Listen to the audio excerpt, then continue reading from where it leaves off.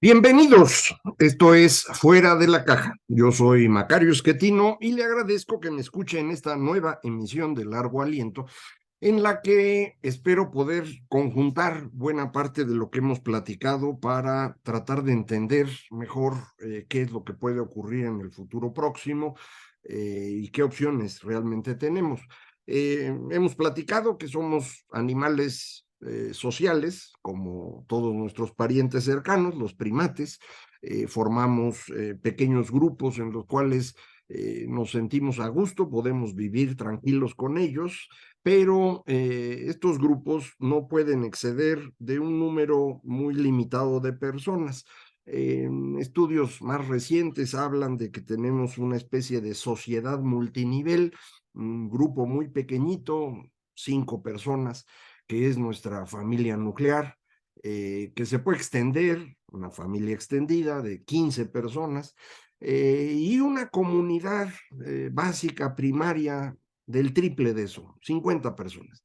Usted recordará el número de Dunbar, esta estimación que hizo Robin Dunbar de qué tamaño puede ser la sociedad humana en términos naturales.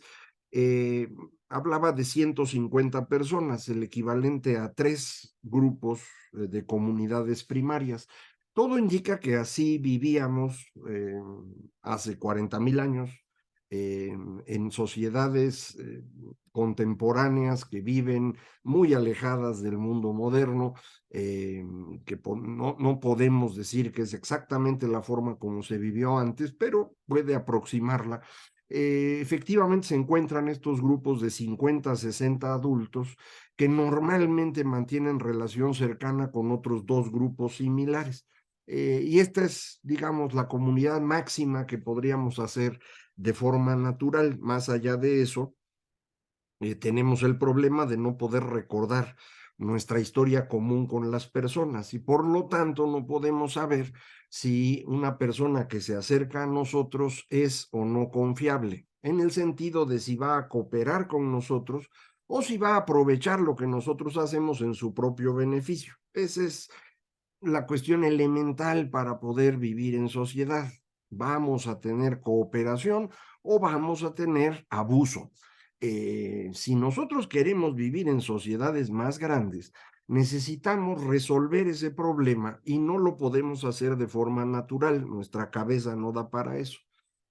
Esa es la razón por la cual tardamos tanto en encontrar una solución y hasta hoy lo que sabemos es que quien encontró la solución es este grupo que vivía por allá en donde está hoy Israel y Palestina, justamente donde tienen la frontera, en un pueblo que ahora se llama Al-Natuf y por eso les llamamos natufianos.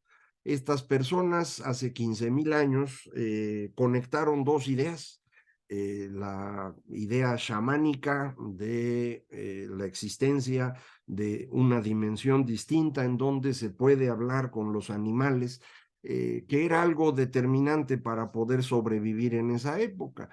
Cuándo van a pasar las manadas para poder cazar, cuándo vienen los leones para no estar, eso era algo importantísimo. Y se nos ocurrió que podía existir esta otra dimensión en donde se podría ir a platicar con los animales, allá hablaban los animales, como nosotros lo hacemos todos los días, y para poder tener acceso a eso, pues era una persona muy especial que tenía que entrar en un estado alterado de conciencia y recorrer el camino del nacimiento en dirección opuesta, es decir, volver a entrar al vientre materno, lo cual se hacía en estos sistemas de cuevas en donde normalmente estos lugares donde se hacía este ritual, digámoslo así, es una cueva grande donde se juntaban las comunidades y una cueva pequeña a la que solo podía entrar la persona que alteraba sus sentidos a través de un pequeño túnel, y los sentidos se alteraban con alguna de las formas que se siguen usando al día de hoy,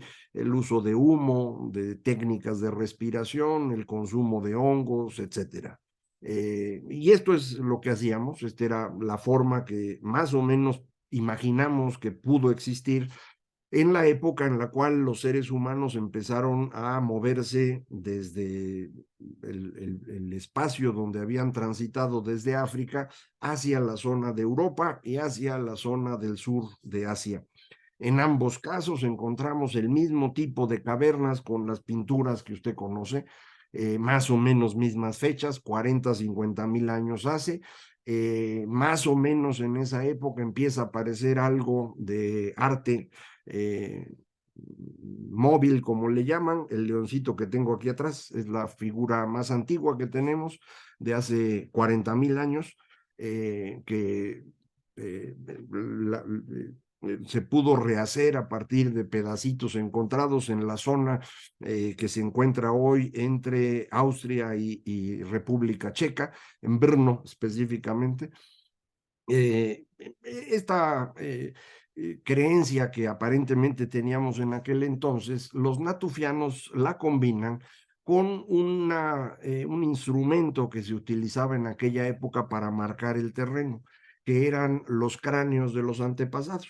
Las comunidades ponían cráneos de sus antepasados para que otras comunidades supieran que ese terreno estaba ocupado y no hubiera conflictos.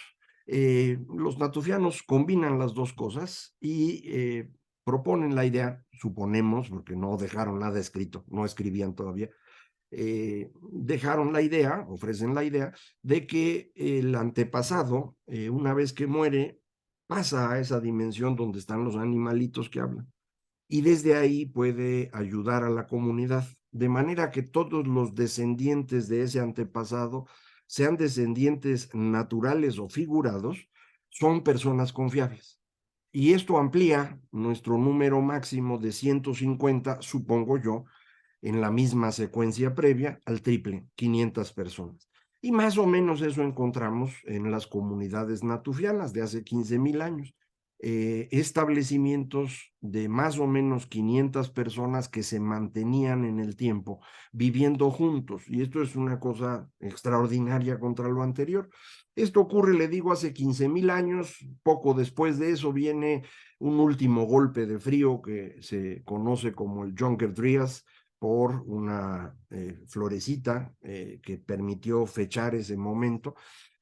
Al término de ese momento de frío grandote es cuando empieza lo que llamamos agricultura.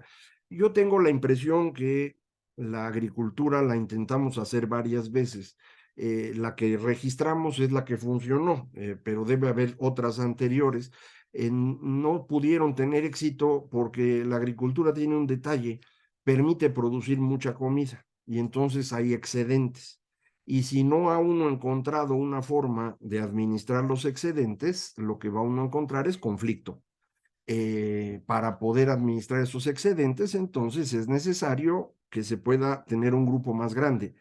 Por eso creo que el problema de la agricultura no es la agricultura en sí, sino la capacidad de la sociedad de vivir en grupos mayores que sean compatibles con la agricultura o la ganadería, que se hacen más o menos al mismo tiempo con cierto tipo de especies animales. Entonces, esto es lo que nos permite empezar a vivir en grupos más grandes. ¿Por qué queremos vivir en grupos más grandes? Por dos razones. Una, por cuestiones, digamos, de eficiencia. Es más fácil producir entre muchos, es más fácil defenderse entre muchos y cuando sea necesario es más fácil atacar entre muchos.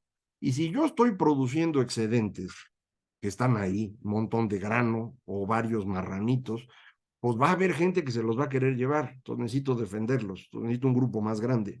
Entonces vamos a tener esta presión constante a que los grupos sean mayores, porque si el vecino tiene una comunidad de 3,000 personas y yo nada más tengo de 500, pues me van a torcer, ¿no? Entonces necesito tener 3,000.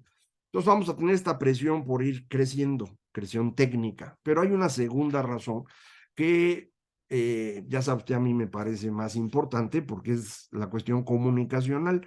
A los seres humanos nos encanta comunicarnos con los demás. Esto es nuestra gran diversión porque es pues nuestra gran diferencia con los demás animales. Podemos hablar y nos encanta hablar. Entonces empezamos a vivir en grupos grandes porque hay una mayor confluencia y transmisión de ideas. Entonces estos grupos empiezan a crecer, pero más allá de 500, pues ya el antepasado no da. Entonces lo que ocurrió es que creo yo, nos fuimos juntando en grupos de 500, cada quien con su antepasadito. De esos antepasados se fue encontrando una forma de hacerlos, digamos, compatibles, ya lo hemos platicado varias veces, en lo que llamamos ciudades. Una ciudad en aquella época, hablamos de hace 10,000 años, tenía, no sé, 2,000 personas, 3,000 personas, no más que eso, lo cual significa 4, 5, 6 grupos de 500 que se acomodaron, y de entre los 4, 5 o 6 antepasados, uno de ellos se convierte en más importante que los demás y es el santo patrono del pueblo. Así le llamamos hoy, pero así funcionaba hace 10,000 años. No era el santo patrono, era el dios, la deidad, la referencia de la sociedad. Cuando estos grupos de 3,000 personas se encuentran a otro grupo de 3,000 personas, no sé, a 20, 30, 40 kilómetros de distancia, pues mientras cada uno tiene su espacio para sembrar, la van llevando, pero cuando se empiezan a invadir los espacios, pues el asunto va a llevar a un conflicto. O peor, cuando viene el cambio climático. Recuerde usted, hemos enfrentado cambios climáticos más o menos cada 1,500 años desde el Younger Dryas. Antes de eso, esos cambios ocurrían en periodos mucho más largos, pero a partir de ese momento, entre 1,500 años, cada vez que ocurre este fenómeno de cambio climático, pues resulta que la ciudad que tenía 3,000 personas y tenían su sembrado, pues el sembrado ya no da. Y entonces córrele, güey, a moverse a otro lado, a buscar dónde comer. Oye, los de allá todavía tienen sobre ellos, man, y hay que acabarlos y reemplazarlos. Y cuando va creciendo este espacio territorial, conviene no destruir al otro pueblo, sino subordinarlo, porque pues para que trabajen, ¿no? O sea, si los voy y los mato a todos y están a 20 kilómetros, pues todos los días tener que ir hasta allá y sembrar y demás, mejor los dejo sembrando y les quito un cacho de lo que producen, 20%, 30%, el tributo. ¿Cómo le hago para subordinarlos? Subordino su deidad a la mía y voy construyendo un panteón politeísta, donde hay un montón de diosesitos, pero tienen una estructura jerárquica que se va a reproducir en una estructura jerárquica en la vida cotidiana. El primer eh, referente que tenemos más o menos claro de esto es la aparición del faraón en Egipto, en el viejo imperio, en donde el gorrito que tiene, usted lo recuerda, es un gorro doble. En realidad es la combinación de las dos coronas, la que tenía el alto Nilo y el bajo Nilo. Y es esta conjunción de distintas sociedades acomodando a los diosesitos y órale, güey, con eso la vamos llevando. Este panteón politeísta funciona muy bien para construir ciudades grandes. Esto se ve muy claramente en lo que llamamos Mesopotamia. Debe haber ocurrido algo similar en el Valle del Indo. No tenemos casi evidencias porque esa zona ha sido menos estudiada, ha sido más destruida. No tenemos toda la evidencia que quisiéramos, pero algo parece existir. En los 3 lugares que estoy hablando se empieza a escribir al mismo tiempo.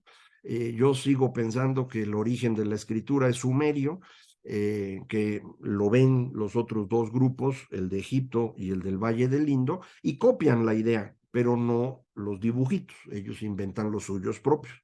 Del de Egipto tenemos un montón de estudios, se ha descifrado. Del Valle del Indo tenemos algunos dibujitos, pero insuficientes como para saber, primero, si realmente es escritura y segundo, pues tratar de traducirlo, ¿no? Entonces está complicado. China aparece más tarde. La secuencia es más o menos la misma, pero esto ocurre bastante después. Y lo mismo pasa en América. En la secuencia clara, me parece a mí, es de los Olmecas. Se ve muy claro cómo ellos construyen toda la estructura cultural de Mesoamérica y son los primeros que escriben. La primera escritura creo que la podemos identificar en el bloque de Cascajal, una piedra descubierta hace relativamente poco, que casi no se exhibe porque la tiene la comunidad. La trajeron un día aquí al instituto, al Museo de Antropología, y me tocó la fortuna de estar ese día de visita. Estuvo varios meses, pero pude verla. Y sí, sí, se ve claramente que eso es potencialmente escritura, que eventualmente se convirtió en la escritura maya, que es la más desarrollada de la región, pero esto es posterior, ¿no? Es decir, el bloque de Cascajales del 900 a.C., la primera escritura de los chinos es del 1500 a.C., mientras que las escrituras sumerias son de hace 3500 años, perdón, 3500 antes de Cristo. Entonces, pues sí hay una diferencia grandota. De cualquier manera, estos grupos a través de la escritura empiezan a construir una sociedad bastante más, entre comillas, eficiente, que resulta afectada por otra vez dos cambios climáticos muy fuertes, el 2200 a.C. y el 1200 a.C. En medio de eso es el imperio medio de Egipto, y después viene el imperio nuevo de Egipto, ¿no? O sea, estos imperios, el viejo, el medio y el nuevo, no eran nomás porque sí, fueron rotos por momentos de cambio climático que obligaron a transformaciones sociales bien difíciles de manejar. Debido a que no se ha estudiado de esa manera en los periodos, cuesta trabajo encontrar las diferencias culturales en los grupos. Sí es muy clara la diferencia entre el antiguo, es decir, lo que llamamos todavía, porque así se definió desde el siglo XIX, edad de bronce, y lo que llamamos antigüedad clásica, ya del 1000 antes de Cristo para acá, o el 800 en el caso de Grecia y así. Entonces sí se ve la diferencia, pero en medio está bien difuso porque no lo separan como si arrancara con la edad de hierro, 1200 antes de Cristo, y el pedacito de en medio a veces le llaman edad de bronce tardía, pero no está claro, entonces cuesta trabajo entender. Pero esta secuencia nos lleva a que en el periodo que llamamos antigüedad, es decir, ya en la edad de hierro, del 1000 antes de Cristo para acá, viene una transformación significativa en las religiones. De los panteones politeístas empezamos a movernos a panteones cada vez con menos dioses, al extremo de que hay quien ofrece nomás un dios. Creo que el planteamiento inicial de un solo dios viene de Zoroastro, como le llamamos, y esto se extiende en distintos lugares. Y la ventaja de tener un solo Dios es que esto permite extender el control poblacional demográfico de manera mayor. No tengo que estarle haciendo mucho caso al Dios de cada lugar, sino que subordino todos los dioses locales y generales, los subordino a uno solito que va a ser el efectivo. Esto es lo que hacen los romanos con la invención de César Augusto, del emperador que es Dios simultáneamente, y lo único que tienen que hacer en cada lugar donde se instalan los romanos es, ustedes sigan con los dioses que tienen, pero antes que nada, el dios efectivo es el emperador, entonces me lo incluyen en sus rituales. Y esto les permite funcionar muy bien. Los únicos que no lo quisieron aceptar fueron los judíos, que ellos ya habían desarrollado su idea de un solo Dios cuando estuvieron en el cautiverio en Babilonia, y pues para ellos era inaceptable que hubiera dos dioses. Entonces no lo aceptaron, se pelearon y obviamente perdieron porque eran bien poquitos. Esa es la destrucción de Jerusalén y la primera extensión de los judíos por todas partes, que desde entonces mantienen su único Dios diferente del que habían hecho los romanos, que eventualmente se convierte en el Dios cristiano. Eh, la idea es tan buena que el señor Mahoma la copia completita y dice: yo aquí pongo mi Dios también solito, pero la versión del señor Mahoma es mucho más parecida a la judía que a la que habían construido los romanos, que recuerde usted, el Dios cristiano es una mezcla muy, muy complicada de religiones indoeuropeas con algunos detalles de los judíos, pero es esencialmente un Dios indoeuropeo, por eso está Santísima Trinidad, la base de la base de las creencias indoeuropeas. Entonces, esta construcción permite, decía yo, el avance de sociedades mucho mayores, que son las que empezamos a conocer ya en tiempos modernos, en el 600 antes de Cristo, perdón, 600 después de Cristo, 600 de nuestra era. Viene un nuevo cambio climático importante, es el periodo de la peste de Justiniano, una gran transformación, es el arranque de Mahoma y es la aparición de estos grandes monoteísmos que en el siguiente cambio climático, la pequeña edad de hielo del siglo XVI, van a abrir el espacio a la modernidad, pero solo en Europa, no en los demás lugares. La explicación ya la habíamos tenido, pero de ahí parto en la próxima emisión para el periodo de la modernidad, que es el que me imagino a usted le interesa mucho más. Muchísimas gracias. Esto fue Fuera de la Cama.